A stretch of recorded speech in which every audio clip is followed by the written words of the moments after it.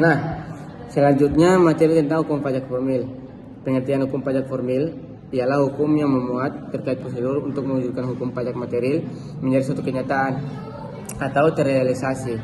Hukum pajak formil ini memuat tentang penetapan jumlah utang pajak, hak dan kewajiban fiskus serta hak dan kewajiban wajib pajak. Nah, terang masuk di hak dan kewajiban wajib pajak. Hak-hak pajak diantaranya adalah hak untuk mendapatkan pemindahan pengarahan dari otoritas perpajakan, hak untuk membetulkan surat pemberitahuan atau SPT, baik SPT tahunan maupun SPT masa. Kemudian hak untuk memperpanjang waktu penyampaian SPT, hak untuk menunda atau mengangsur pembayaran pajak, hak untuk memperoleh kembali kelebihan pembayaran pajak, dan yang terakhir hak untuk mengajukan keberatan dan banding. Kemudian kewajiban wajib pajak, yaitu kewajiban untuk mendaftarkan diri. Yang kedua, kewajiban untuk mengisi dan menyampaikan SPT. Yang ketiga, kewajiban untuk membayar dan menyetor pajak. Yang keempat, kewajiban untuk melakukan pembukuan atau pencatatan. Kemudian yang kelima, kewajiban untuk menaati pemeriksaan pajak. Keenam, kewajiban untuk melakukan pemotongan atau pemungutan pajak. Dan yang terakhir, kewajiban untuk membuat faktur pajak. Hak dan kewajiban fiskus. Fiskus atau biasanya disebut dengan aparatur pajak atau pejabat pajak merupakan orang ataupun badan yang memiliki tugas untuk dapat melakukan pemungutan pajak atau iuran terhadap wajib pajak. Otoritas perpajakan atau fiskus mempunyai hak yang diatur dalam undang-undang perpajakan sebagai berikut. Yang pertama adalah menertibkan NPWP atau mengkukuhkan PKP secara jabatan. Kemudian yang kedua, menertibkan surat tagihan pajak. Yang ketiga, melakukan pemeriksaan dan penyegelan. Yang keempat, melakukan penyidikan. Dan yang terakhir, menerbitkan surat paksa dan melakukan penyitaan. Kewajiban-kewajiban fiskus ini diatur dalam Undang-Undang Perpajakan adalah sebagai berikut, yaitu melakukan penyuluhan kepada wajib pajak, menertibkan surat ketetapan pajak, dan yang terakhir, merahasiakan data wajib pajak. Dan dalam hal penetapan jumlah utang pajak, Indonesia menerapkan self-assessment system, di mana wajib pajak diberi kepercayaan untuk menghitung sendiri, membayar sendiri, dan melaporkan sendiri pajak yang terutang oleh wajib pajak. Setelah wajib pajak menghitung sendiri jumlah pajak yang terutang, kemudian wajib pajak tersebut menyampaikan SPT tahunan atau SPT masa kepada DJP atau Direktorat Jenderal Pajak. Kemudian dilakukan pemeriksaan dan penetapan oleh DJP. Nah, setelah dari pemeriksaan, kemudian terbitlah surat ketetapan pajak. Setelah menerima SKP, wajib pajak harus membayar jumlah pajak yang ditetapkan dalam SKP tersebut dalam jangka waktu yang telah ditentukan. Jika wajib pajak tidak setuju dengan jumlah pajak yang ditetapkan, maka dapat mengajukan keberatan atau banding. Dengan jumlah utang pajak akan menjadi final jika tidak ada keberatan atau banding yang dilakukan atau setelah keputusan dari keberatan atau banding yang dikeluarkan. Terima kasih. Assalamualaikum warahmatullahi wabarakatuh. Perkenalkan, nama saya Zulkifli Maliki. Saya dari kelas S4B. Di sini saya akan meresume tentang hukum pajak dengan tema instansi perpajakan. Nah, di sini pengertian instansi perpajakan. Instansi perpajakan adalah lembaga atau badan yang memiliki tugas dan wewenang untuk mengelola dan mengurus segala sesuatu yang berkaitan dengan perpajakan di suatu negara. Kemudian di instansi perpajakan itu yang pertama adalah DJP atau Direktorat Jenderal Pajak. Direktorat Jenderal Pajak adalah instansi vertikal di bawah Kementerian Keuangan yang memiliki tugas merumuskan serta melaksanakan tugas kebijakan standarisasi teknis di bidang perpajakan. Kemudian yang kedua adalah kantor wilayah DJP. Nah, kantor wilayah DJP ini adalah instansi vertikal Direktorat Jenderal Pajak yang melaksanakan koordinasi, bimbingan teknis, dan pengendalian pelaksanaan dan evaluasi di bidang perpajakan di wilayah kerjanya. Kemudian yang ketiga, kantor pelayanan pajak atau KPP. KPP merupakan instansi vertikal Direktorat Jenderal Pajak yang bertugas melaksanakan pelayanan, penyuluhan, pengawasan, pemeriksaan, dan penagihan pajak di wilayah kerjanya. Kemudian yang keempat adalah Pusat Pengolahan Data dan Dokumen Perpajakan atau PDP. PDP adalah instansi vertikal di bawah Direktorat Jenderal Pajak yang mempunyai tugas menyelenggarakan pengolahan data dan pengamanan dokumen perpajakan. Kemudian yang kelima, Badan Penyelesaian Sengketa Pajak atau BPSP. BPSP adalah badan yang bertugas untuk memberikan rekomendasi kepada Menteri Keuangan atas sengketa pajak sebelum diajukan ke pengadilan pajak. Kemudian yang terakhir yang keenam adalah pengadilan pajak. Nah, pengadilan pajak merupakan badan peradilan yang melaksanakan kekuasaan kehakiman bagi wajib pajak atau penanggung pajak yang mencari keadilan terhadap sengketa pajak. Nah, fungsi dan tujuan instansi perpajakan yang pertama adalah mengamankan dan mengoptimalkan penerimaan negara dari sektor perpajakan sebagai salah satu sumber dana APBN. Kemudian yang kedua, menegakkan peraturan perpajakan baik dalam hal pemenuhan kewajiban perpajakan maupun penindakan atas pelanggaran peraturan perpajakan. Kemudian, memberikan pelayanan kepada wajib pajak dalam memenuhi kewajiban perpajakannya seperti pendaftaran, pembayaran, dan pelaporan pajak. Kemudian, melakukan penyuluhan dan sosialisasi perpajakan kepada masyarakat dalam rangka meningkatkan pemahaman dan kesadaran perpajakan. Kemudian tujuan instansi perpajakan.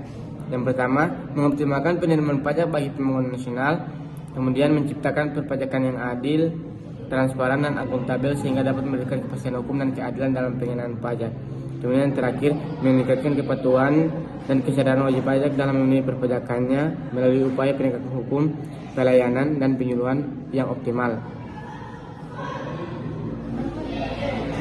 Jadi, materi tentang penarikan pajak dengan surat paksa, termasuk di penagihan pajak. Penagihan pajak dengan surat paksa diatur dalam Undang-Undang Nomor 19 Tahun 2000. Bila mana utang pajak tidak dibayar, maka KPP menerbitkan surat teguran. Dilanjutkan dengan penertiban surat perintah melakukan penyitaan, dan apabila masih belum dibayar, maka dilakukanlah tindakan lelang oleh kantor lelang negara atas permintaan kantor. Kemudian penarikan pajak. Pajak merupakan sumber penerimaan negara yang sangat penting dalam membiayai pembangunan nasional. Penarikan pajak dilakukan melalui beberapa tahapan, yaitu yang pertama, penerbitan surat tagihan pajak diterbitkan apabila wajib pajak tidak membayar atau kurang membayar pajak yang terutang sesuai dengan ketentuan peraturan perundang-undangan perpajakan. Kemudian yang kedua, penerbitan surat teguran apabila wajib pajak tidak melunasi utang pajaknya dalam jangka waktu yang telah ditentukan. Setelah diterbitkannya surat tagihan pajak, maka pemerintah akan menerbitkan surat teguran. Kemudian yang ketiga, penerbitan surat paksa. Surat paksa diterbitkan oleh pejabat yang berwenang, yaitu Kepala Kantor Pelayanan Pajak atau Kepala Kantor Wilayah DJP. Apabila wajib pajak tidak melunasi utang pajaknya dalam jangka waktu yang telah ditentukan maka setelah diterbitkannya surat teguran, kemudian penarikan pajak dilakukan melalui beberapa tahapan, yaitu yang keempat, penyitaan barang setelah surat paksa diterbitkan. Pemerintah dapat melakukan penyitaan terhadap barang milik wajib pajak yang berada di tempat tinggal, tempat usaha, atau tempat lain yang diketahui oleh pejabat yang berwenang. Kemudian yang kelima, penyegelan tempat usaha atau tempat tinggal apabila wajib pajak tidak melunasi utang pajaknya. Setelah dilakukan penyitaan barang, maka pemerintah dapat melakukan penyegelan terhadap tempat usaha atau tempat tinggal wajib pajak. Kemudian yang keenam, pelelangan barang sitaan apabila wajib pajak masih tidak mau melunasi utang pajaknya setelah dilakukan penyitaan dan penyegelan, maka barang sitaan akan dijual melalui lelang. Kesimpulan, penarikan pajak dengan surat paksa merupakan upaya penagihan pajak yang dilakukan oleh pemerintah terhadap wajib pajak yang tidak memenuhi kewajibannya dalam membayar utang pajak. Proses penarikan pajak dengan surat paksa diatur dalam Undang-Undang Nomor 19 Tahun 2000 tentang penagihan pajak dengan surat paksa. Proses penarikan pajak dengan surat paksa dimulai dengan penerbitan surat tagihan pajak, kemudian surat teguran, dan apabila wajib pajak tidak melunasi utang pajaknya, maka pemerintah dapat menerbitkan surat paksa. Surat paksa ini memiliki kekuatan hukum yang sama dengan putusan pengadilan yang memperoleh kekuatan hukum yang tetap. Kemudian terima kasih. Sekian, terima kasih. Assalamualaikum warahmatullahi wabarakatuh. Kemudian tindak pidana perpajakan. Nah, tindak pidana perpajakan adalah bagian dari hukum pajak formal atau formil yang diatur secara khusus dalam Undang-Undang Perpajakan. Pengaturan mengenai tindak pidana ini meliputi pelaksanaan ketentuan peraturan perundang-undangan perpajakan yang diatur dalam undang-undang, ketentuan umum dan tata cara perpajakan atau Undang-Undang KUP, Undang-Undang Kepabeaan Anan, Undang-Undang Bea Cukai, serta Undang-Undang Pajak Daerah dan Retribusi Daerah atau UU PDRD. Tindak pidana pajak dalam Undang-Undang KUP 2007 dalam UUP 2007, perbuatan dikategorikan sebagai tindak pidana perpajakan meliputi 1. Karena kealpaan. Di bagian poin A, setiap orang yang karena kealpaannya tidak menyampaikan surat pemberitahuan SPT atau menyampaikan SPT. B. Yang isinya tidak benar sehingga menyebabkan kerugian pada pendapatan negara. Kemudian yang kedua, dengan sengaja.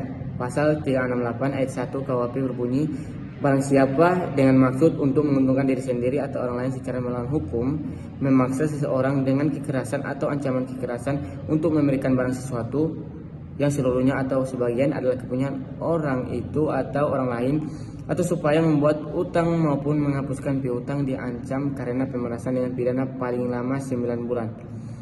Nah, proses penyelidikan terhadap perpajakan, DJP memiliki kewenangan untuk melakukan pemeriksaan bukti permulaan atas tindak pidana perpajakan berdasarkan informasi, data, laporan, atau pengaduan yang diterima. Pemeriksaan ini dilaksanakan oleh pemeriksa dari Direktorat Jenderal Pajak dan dikenal sebagai pemeriksaan bukti permulaan.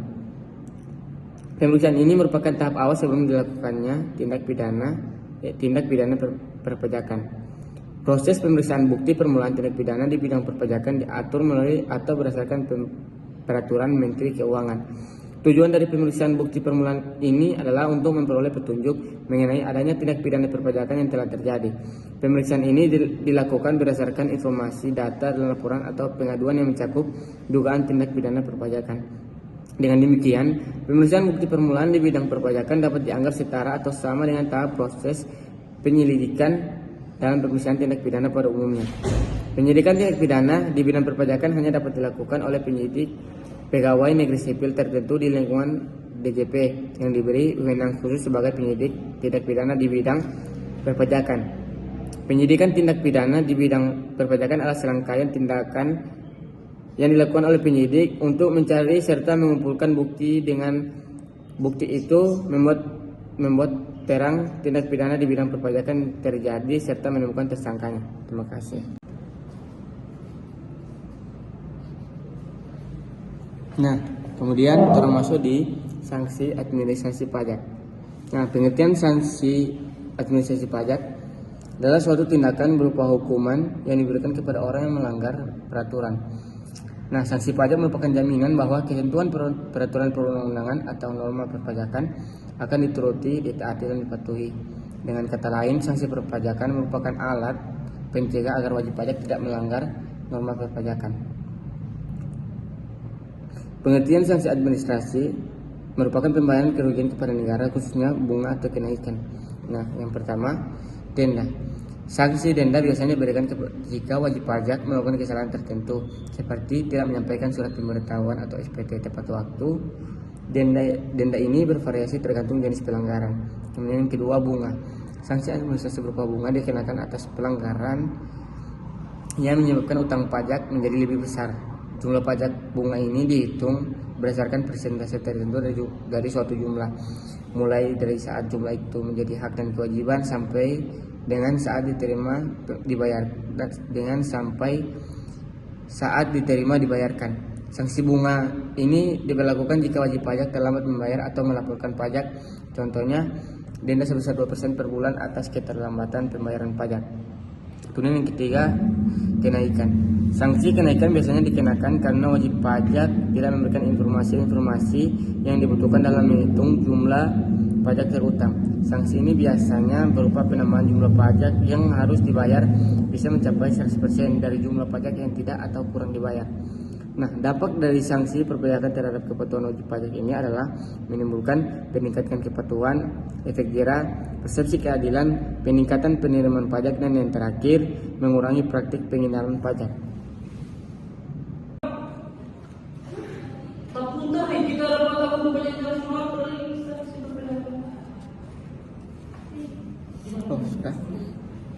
Kemudian materi yang terakhir, hukum pajak internasional.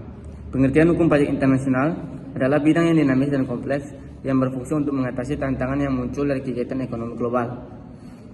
dasar hukum dari hukum pajak internasional ini yaitu undang-undang yang mengatur sistem perpajakan internasional, pasal 2 Undang-Undang PPH yang membedakan subjek pajak dalam negeri dan subjek pajak luar negeri.